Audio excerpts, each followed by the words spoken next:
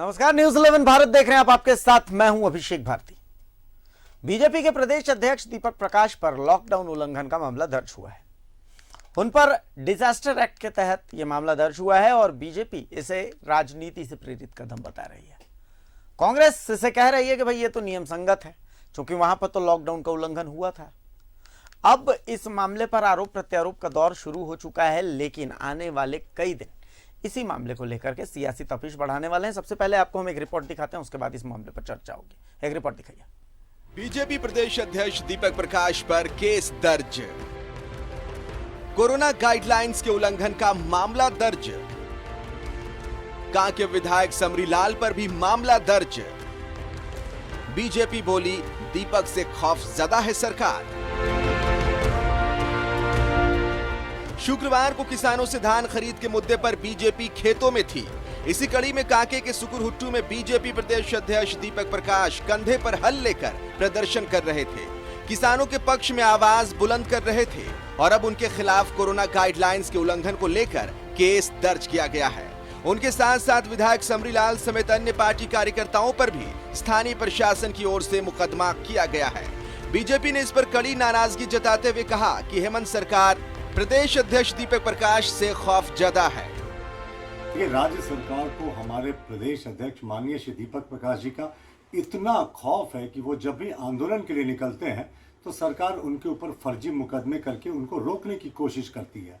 इससे पहले उनके ऊपर देशद्रोह का एक फर्जी मुकदमा किया गया, जिस पर हाईकोर्ट ने किसी भी पीड़क कार्रवाई करने से रोक लगा दी। इस बार वो किसानों के हित में खेतों पर उतरे तो राज्य सरकार ने घबराकर फिर से एक फर्जी मुकदमा कर दिया। पर राज्य सरकार भूल जाती है कि हम राष्ट्रवादी पार्टी के सदस्य और हमने दशकों से ऐसे फर्जी मुकदमे देखे हैं और हमारे प्रदेश अध्यक्ष जी को रत्ती भर फर्क नहीं पड़ता ऐसे फर्जी मुकदमों से। वहीं कांग्रेस का कहना है कि इस मामले में डिजास्टर मैनेजमेंट एक्ट के तहत केस दर्ज हुआ है, ये कोई सियासी मामला नहीं है। गाइडलाइन का उल्लंघन किया, जिस प्रकार से लॉकडाउन को धत्ता बताते हुए भीड़ एकत्रित किया गया, तो कानून ने अपना काम किया है। अब भारतीय जनता पार्टी को तो हर समय सरकार की आलोचना करनी है। जो कार्यक्रम उन्होंने निर्धारित किया था, वो कार्यक्रम उन लोग का धान अधिप्राप्ति का रिकॉर्ड इस बार बना है। 102% धान अधिप्राप्ति किया गया है। उनके कार्यकाल में 56% से ज्यादा धान अधिप्राप्ति नहीं हुई थी। तो कहीं ना कहीं मुद्दा विहीन हो चुकी भारतीय जनता पार्टी को। अब सरकार कानून अपना काम कर रही है। कानून ने देखा कि भाई इन्होंने कोरोना गाइडलाइन का उल्लंघन किया, तो स्वाभाविक तौर पर वो डिजास्टर मैनेजमेंट एक्ट के तहत कार्रवाई करेगी। अब इस पर भारतीय जनता पार्टी के लोगों को नागवार गुजर रही है। तो उनका कार्यक्रम में न किसान सम्मिलित हुए। दीपक प्रकाश पर केस दर्ज होने से एक नया सियासी मुद्दा झारखंड की राजनीति में एंट्री ले चुका है और ये मुद्दा भी अगले कई दिनों तक सियासत को अपनी तपिश देता रहेगा। रांची से न्यूज 11 भारत के लिए विपिन उपाध्याय की रिपोर्ट। सियासत मुद्दों पर चलती है, ये तो हम सब जानते हैं, और एक और नया मुद्दा सियासत को मिल चुका है। यह मुद्दा है दीपक प्रकाश पर केस दर्ज होने का। अब हमने आपको प्रतिक्रियाएं सुना दी कि भारतीय जनता पार्टी कह रही है कि भाई ये तो राजनीति से प्रेरित मुद्दा है, लेकिन केस दर्ज होने से बीजेपी को कोई फर्क नहीं पड़ता, बीजेपी नेताओं को कोई फर्क नहीं पड़ता। और कांग्रेस का साफ साफ कहना है कि भाई नियम संगत है।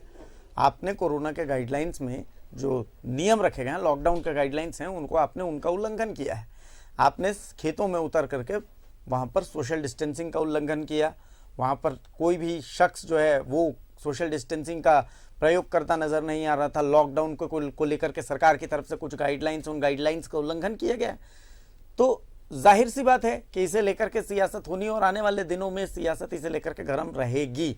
हमारे साथ बीजेपी से हमारे मेहमान जुड़ेंगे, हमारे साथ जेएमएम से हमारे मेहमान जुड़ेंगे, लेकिन फिलहाल हमारे साथ कांग्रेस से किशोरनाथ शाहदेव साहब हमारे साथ जुड़े हुए हैं। किशोर जी, बहुत स्वागत है आपका न्यूज़ 11 भारत में।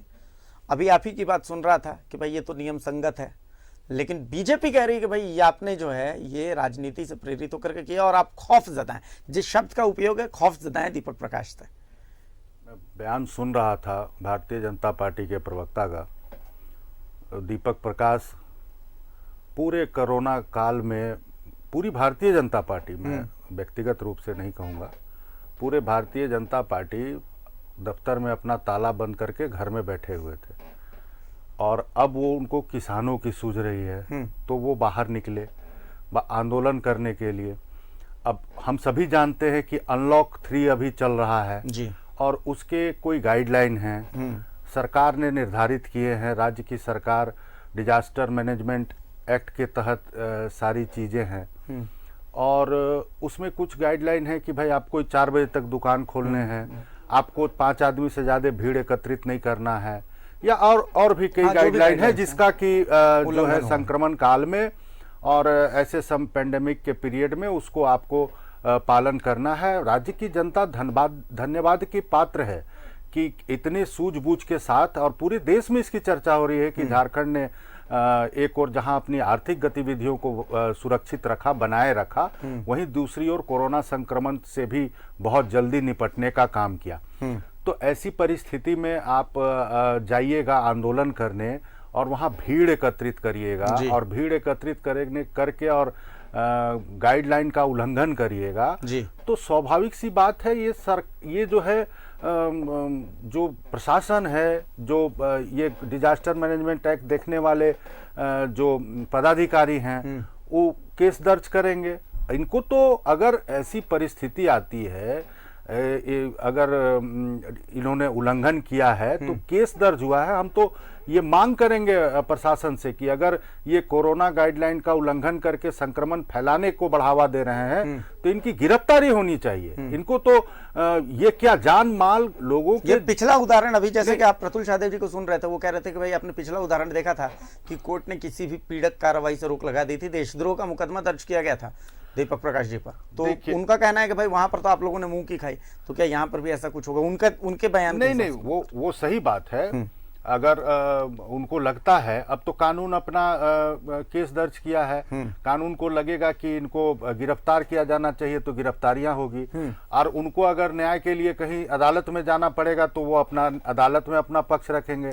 ये तो सारी कानूनी प्रक्रिया है। लेकिन मैं जो राजनीतिक बातें जो हो रही है मैं उस पर जरूर आपको बताना चाहूंगा कि जो इन्होंने कार्यक्रम निर्धारित किए कि धान का किसानों को अधिप्राप्ति को लेकर के, धान क्रय का भुगतान को लेकर के, तो मैं वही चीज मैं कह रहा था, फिर से दोहराना चाहूंगा कि पूरे उनके कार्यकाल में 56% से ज्यादा लक्ष्य जो निर्धारित किए गए थे उससे ज्यादा ये लोग धान अधिप्राप्ति कभी कर नहीं पाए।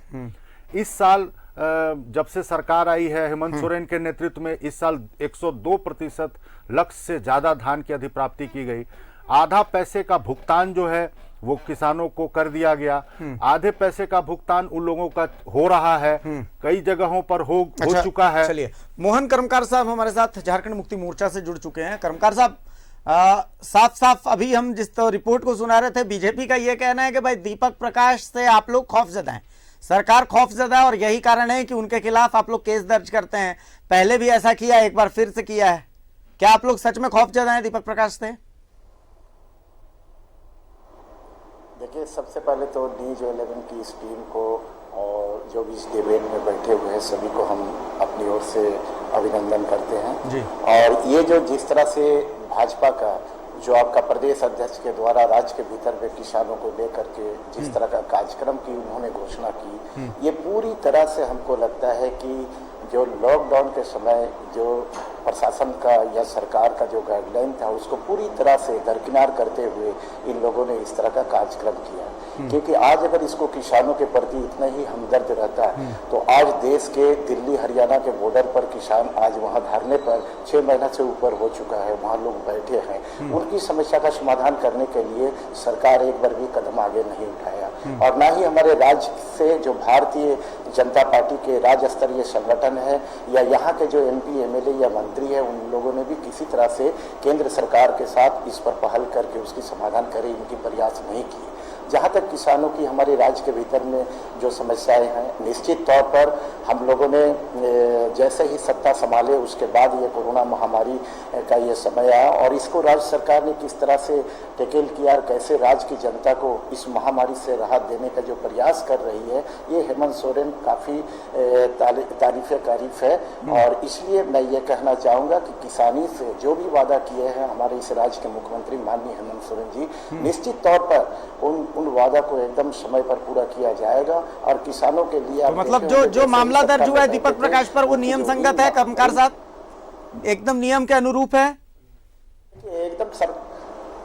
एकदम जो गाइडलाइन, लॉकडाउन में जो गाइडलाइन का उल्लंघन किया गया है तो उस पर उसके अनुसार प्रशासन अपनी काम कर रही है। तो उसके तहत जो भी हुआ है हमको लगता है कि एकदम होना चाहिए, नहीं तो राज्य में तो सारा स्थिति एकदम गड़बड़ हो जाएगी। सभी लोग जुलूस, धरना, प्रदर्शन इस तरह अपने अपने मन से लोग करेंगे। लेकिन जब सरकार ने ये लॉकडाउन के पीरियड में जो गाइडलाइन का अनुपालन करने के लिए राज्य के तमाम लोगों को एक प्रकार से जो गाइडलाइन बताया गया है उनका पालन होना चाहिए। अगर इसमें भारतीय जनता पार्टी के लोग नहीं करते हैं तो प्रशासन अपना देखेगी और उस पर अपने नियम के अनुसार। चलिए, सरोज जी हमारे साथ जुड़ चुके हैं भारतीय जनता पार्टी से। कर्मकार साहब आपको वो सुन भी रहे थे, किशोर साहब को भी मैं बता देता हूं कि किशोर साहब ने क्या कहा है। सरोज जी चूंकि आप थोड़ा सा लेट जुड़े हैं, किशोर साहब साफ साफ कह रहे हैं कि देखिए जो भी हुआ वो नियम संगत हुआ है, इसमें इतना इशू बनाने का कोई लॉजिक ही नहीं है कि भैया आप लोगों ने जो लॉकडाउन के गाइडलाइंस है उन गाइडलाइंस का उल्लंघन किया। खेतों में आप लोग थे, सोशल डिस्टेंसिंग नहीं थी, वहां पर 5 लोगों से ज्यादा आप लोग वहां पर मौजूद थे। तो जो प्रशासन को सही लगा प्रशासन ने किया, इसमें राजनीति घुसेड़ने की कोई बात ही नहीं है। सरोज जी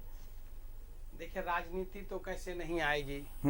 एक बात जरा हमको बता दीजिए कि ये नियम पूछ लीजिए जेएमएम के नेता जी से, मोहन कर्मकार साहब, मोहन जी से, सॉरी मोहन कर्मकार जी से, कि ये नियम केवल भारतीय जनता पार्टी के लोगों के लिए लागू है क्या, कि कांग्रेस और जेएमएम के लोगों के लिए भी लागू है?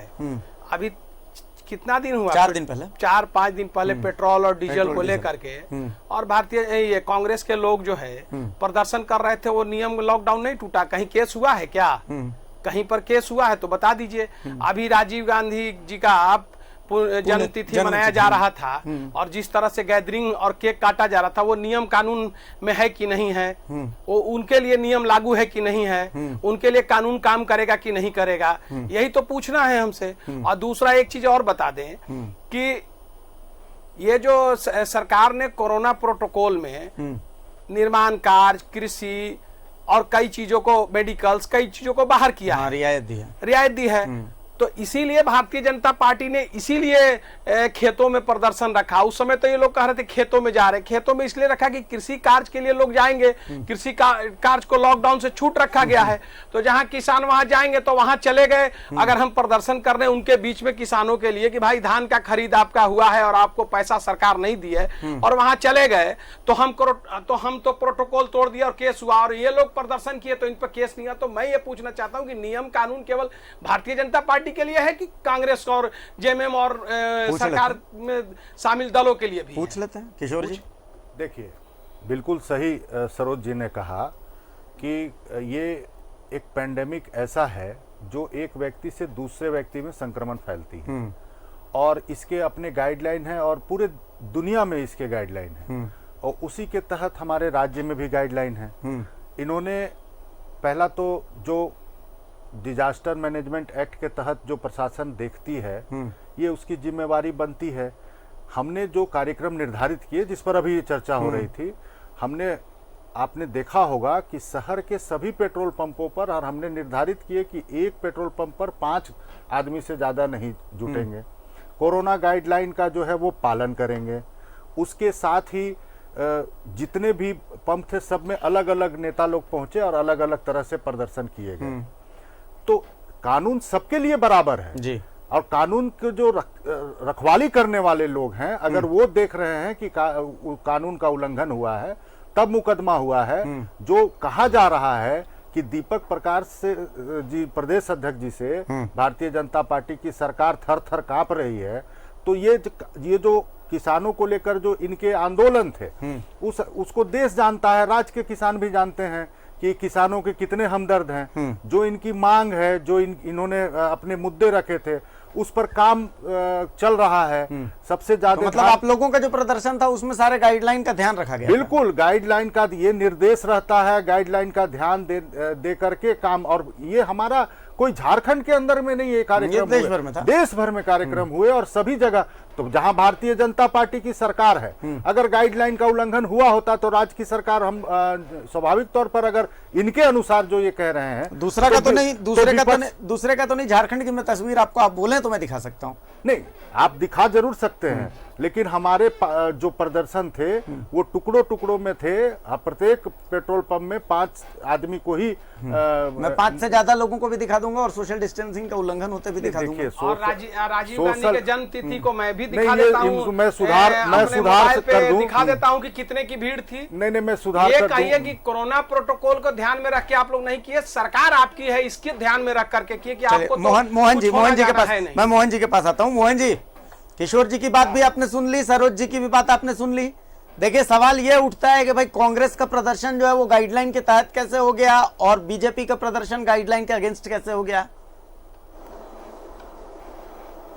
देखिए, ये पूरी तरह का जो कार्यक्रम हुआ है, निश्चित तौर पर इस पर अपना जिला प्रशासन अपना देख रही है सारा चीज को। अगर कहीं भी लगता है कि जिला प्रशासन को या राज्य सरकार को कि कानून का उल्लंघन हुआ है तो निश्चित तौर पर उस पर सरकार कार्रवाई करेगी। लेकिन अब जो ये कार्रवाई हुई है, ये पूरी तरह से राज्य की जनता ये देख चुकी है कि खेत पर किस तरह से जा करके जितने किसान नहीं थे उससे ज्यादा भारतीय जनता पार्टी के नेता, उसके कार्यकर्ता, उसके लोग थे। किसान की संख्या वहां कम थी। नहीं, किसान तो थे ही नहीं जहां भी ये लोग कार्यक्रम किए, किसान तो थे ही नहीं। और सोशल डिस्टेंसिंग का कोई किसान थे ही नहीं। सोशल डिस्टेंसिंग का अनुपालन नहीं किया गया, पूरी तरह से गाइडलाइन का उल्लंघन किया गया है। और जिसको देखते हुए इन लोगों के ऊपर नहीं, लेकिन सरोज जी का सवाल भी तो वाजिब है कि 5 दिन पहले कांग्रेस जब प्रदर्शन कर रही थी, मैं उसी पर आ रहा हूं। जो सरोज जी ने जो जिस तरह से सवाल किया, मैं उस सवाल का जवाब दे रहा हूं, क्योंकि वो भी राज्य के भीतर का ये कार्यक्रम नहीं था, पूरे देश के भीतर ये कार्यक्रम हुआ है। और निश्चित तौर पर हमारे राज्य में जब ये कार्यक्रम हुआ है तो राज्य के जो प्रशासन है, राज्य की जो सरकार है, उनकी निगाह इस पर भी है। अगर कहीं से भी लगता है कि इसमें कानून में कहीं पर उल्लंघन हुआ है तो सरकार अपना देख रही है, जिला प्रशासन अपना देख रही है, उस पर अपना वो कानूनी संपन्न। तो मतलब बीजेपी पर केस दर्ज करने की थोड़ी जल्दी थी, कांग्रेस पर थोड़ा आराम से भी हो जाएगा तो चलेगा, क्यों कर्मकार साहब? बीजेपी तो खुलेआम जिस तरह से राज्य के भीतर में किसान की बात को लेकर के जो राज्य में जिस तरह का लॉकडाउन का उल्लंघन किया, इस तरह से हमको लगता है कांग्रेस पार्टी कहीं भी उस तरह का नहीं किया। ठीक है, उसका कार्यक्रम था, लेकिन उन्होंने लॉकडाउन का जो गाइडलाइन था उसका भी हमको लगता है सरकार का पालन किया है। अगर कहीं पर भी इस तरह लगता है कि लॉकडाउन का उल्लंघन हुआ है तो निश्चित तौर पर यह प्रशासन की काम है, ये कानून संपन्न उस पर लोग देख रहे हैं और उस पर जो करना होगा वो करेंगे। सरोज जी, देखिए, जब सैया भाई कोतवाल तो डर क्या है का। देखिए, बात वही है। अब मोहन जी बोल रहे हैं, अब इस सरकार के पिछले जो कोरोना काल के पिछले जो लॉकडाउन में ये सरकार के मंत्री बसों से भर भर के आदमी पहुंचा रहे थे। और जिस तरह से, मैं नाम नहीं लेना चाहता हूं, जिस तरह से अंत्येष्टि में और ये में जितने भीड़ शामिल हुए, और उस समय कोरोना प्रोटोकॉल था जेएमएम के नेता के ये में, और कई जितने लॉकडाउन और कितने उल्लंघन के केस जो है जेएमएम और कांग्रेस के तरफ से आया, और आपने देखा होगा क्या किसी पे केस हुआ? क्या बात तो वही है। और ये बदले की भावना से ये सरकार काम कर रही है और हमारे प्रदेश अध्यक्ष पर एफआईआर किया है, इसमें कहीं दो मत नहीं है। और आप जो कह रहे हैं किसान नहीं है, मैं आपको दिखा देता हूं, कई जगहों पर बजाते किसान पर्ची लेके बैठे हुए थे। जो धान की पर्ची जो उनको मिला था, जो पर्ची है जिसके पैसे नहीं भुगतान हुए, वो पर्ची दिखा करके आपको नहीं दिखाया है। आपकी सरकार में जितना भुगतान हुआ है, पर्ची ले करके आपकी सरकार में जितना भुगतान हुआ उससे कहीं ज्यादा का आंकड़ा बता रहे थे किशोर जी अभी। नहीं, आंकड़ा तो आंकड़े पर आइएगा तो मैं आंकड़े पर, अगर किशोर जी आंकड़े बता रहे हैं तो मैं भी कुछ आंकड़े बता दूं अगर आप कहें तो। जो विलंब हुआ है भुगतान में, उसके लिए भी FCI food corporation of India जिम्मेवार है। उसके यहाँ राज्य सरकार की 180 करोड़ रुपया का बकाया है, लेकिन बावजूद उसका हम लोग इंतजार नहीं करके जो है लोन सरकार ने लेकर के किसानों को भुगतान देने का काम प्रारंभ किया। और मैं समझता हूँ सभी किसान को भुगतान मिल भी रहे हैं। जो विलंब हुआ वो सिर्फ ये अच्छा, है कि एक सवाल है मेरा, मतलब सरोज जी से मेरा सवाल है, चूंकि मैं परसों मौजूद नहीं था तो मैं परसों ही पूछता अगर मैं मौजूद रहता तो, चूंकि मैं नहीं था इस कारण। सरोज जी, ये बड़ा मतलब मेरे मन में बड़ी विषम परिस्थिति थी, मैं परसों इनका प्रदर्शन देख रहा था बीजेपी का, कि यही बीजेपी जब दिल्ली में पहुंचती है और दिल्ली के बॉर्डर पर जब किसान प्रदर्शन करते हैं, अभी मोहन कर्मकार साहब बोल रहे थे, तो वहां पर आप किसानों की अनदेखी कर रहे हैं, आप वहां पर आपसे किसानों का मुद्दा सॉल्व आउट नहीं हो रहा है। और यही बीजेपी जब रांची आ जाती है, झारखंड आ जाती है, तो ये किसानों की हितैषी हो जाती है। ये कर्मकार साहब भी अभी सवाल उठा रहे थे, ये बड़ा थोड़ा सा मतलब ऐसा लग रहा है कि थोड़ा अजीब सी बात हो जाती है। नहीं, अजीब सी बात है, उसका मैं जवाब देता हूँ आपको, और जरा ध्यान से सुनिए। हाँ, देखिए कहाँ प्रदर्शन हो रहा है, झारखंड में प्रदर्शन हो रहा है कि दिल्ली में प्रदर्शन हो रहा है, उसको एक बार किनारे कर दीजिए। ठीक है। भाजपा कर रही है, कांग्रेस कर रही है, कौन लोग कर रहे हैं, कौन नहीं कर रहे, उसको किनारे कर दिया। कर ये रही, पहले इस पे बहस हो जाए कि किसानों के हित में क्या काम किया केंद्र सरकार ने, क्या किया राज्य सरकार ने, और क्या किया पिछली कांग्रेस की सरकार ने, इस पर बात हो जाए तो मैं आपको बता रहा हूं किसान की स्थिति दयनीय है। किसान जो है सो अन्नदाता फटेहाल है, तो ये सही है, इसमें हम इनकार नहीं कर रहे हैं। लेकिन जो मोदी जी की सरकार है, आप केंद्र पे आ गए, तो मोदी जी की सरकार है, क्या किया 6 सालों में, तो और इन्होंने क्या किया उस पर भी एक बार चर्चा हो जाए। और मैं आपको बता दूं कि जब 2014 में छोड़ के गए थे, उस समय मुझे जानकारी है 22,900 करोड़ कुछ कृषि का बजट था, कृषि का केंद्र का। आज कृषि का बजट है 1,34,000 करोड़, यानी 1,34,000। इनके समय में कृषि का बजट है 23,000 करोड़ ही मान लीजिए, आज है 1,34,000 करोड़। कोई तुलना है क्या? कोई तुलना नहीं है। किसान के हित में हम निर्णय ले रहे हैं। मैं आपको बता दूं कि इतना हित आप कर दे रहे हैं कि किसान मान ही नहीं रहा है। बात पूरी सुन लीजिए ना, अभी 1 घंटा बहस में है, बीच में मत बोलिए, हम तो बीच में नहीं बोल रहे हैं, और आपको मौका आएगा, इनको भी आएगा, मोहन जी को भी आएगा। मैं कुछ आंकड़े बता देता हूं, फिर आंकड़े आप तय करेंगे, गूगल पर सब आंकड़े हैं, जनता को मैं क्या तय करूंगा, जनता तय करेगी, जनता तय करेगी। नहीं, आप भी, आपको भी पता है पिछले इन्होंने क्या किया, एमएसपी करते रहे। इनके समय में जो एमएसपी था आज वो सीधे दुगना है, हर चीज का एमएसपी। मैं एक एक चीज का नहीं गिनाऊंगा, अगर इनके समय में 3,000 होगा तो आज वो एमएसपी 6,000 है। इतना एमएसपी बढ़ा हमने किसानों के लिए किया। दूसरा मैं आपको बता दूं कि 7 लाख करोड़ रुपया पिछले से 6 साल में, 14 से लेकर के और ये 6 साल में प्रधान मोदी जी के कार्यकाल में 7 लाख करोड़ रुपया एमएसपी पे खरीद हुआ है। 7 लाख करोड़ रुपए का इनके समय का वो मतलब 1/3 हिस्सा भी ये खरीद नहीं किए हैं। हमने 84,000 करोड़ का इधर खरीद हुआ है। मैं एक छोटा सा एग्जांपल बता दूं कि इनके 5 साल के कार्यकाल में, कांग्रेस के 5 साल 9 से लेकर 14 के कार्यकाल में 1,25,000 मीट्रिक टन ये दाल खरीदे हैं एमएसपी पे। और मोदी जी की सरकार कितनी खरीदी है? 74,54,000। अच्छा, इतना गजब काम कर रहे हैं, फिर किसान धरना क्यों दे रहे हैं? बात तो सुनिए ना, 74,54,000 आपके आंकड़े से सहमत है सरोज भाई, आपके आंकड़े से सहमत है। मैं एक मेरी बात इतनी क्रांतिकारी काम हो रहे हैं तो मैं कह रहा हूँ कि किसान धरना क्यों? सवाल किए तो मैं जवाब दे रहा हूं। हाँ, आपके जवाब मैं सुन रहा हूं। मैं बता रहा था कि 1,25,000 मीट्रिक टन दाल खरीद किए ये 5 साल में। हमने 76.54 लाख मीट्रिक टन खरीदा। कोई तुलना है क्या? 76-77 गुना ज्यादा है। कहने का मतलब है तो हमने जितना हो सका, हमने जितना किसानों के लिए किया, ठीक है कि हम और करने की जरूरत है, वो बात सही है, लेकिन जितना हमने किया ये तो कहीं है ही नहीं। और उसके बाद भी रंगनाथन कमेटी की रिपोर्ट इनकी जो घूम रही थी, इनकी घूम रही थी, उसको ला करके हम बिल भी लाए किसानों के लिए, और जो तीनों बिल आया किसानों के हित में है। और इतना करने के बाद भी ये हम पर आरोप लगा रहे हैं। और ये क्या किए हैं, राज्य में जला, वो भी सुन लीजिए। मैं आपको सहदेव जी को मौका दूंगा, आप बोलिएगा, हम सुनेंगे। और इन्होंने क्या किया राज्य में, जो पिछली सरकार किसानों को 5,000 रुपए 1 एकड़ पर और 5 एकड़ पर 25,000 रुपए सीधे दे रही थी, उसको भी बंद कर दिया।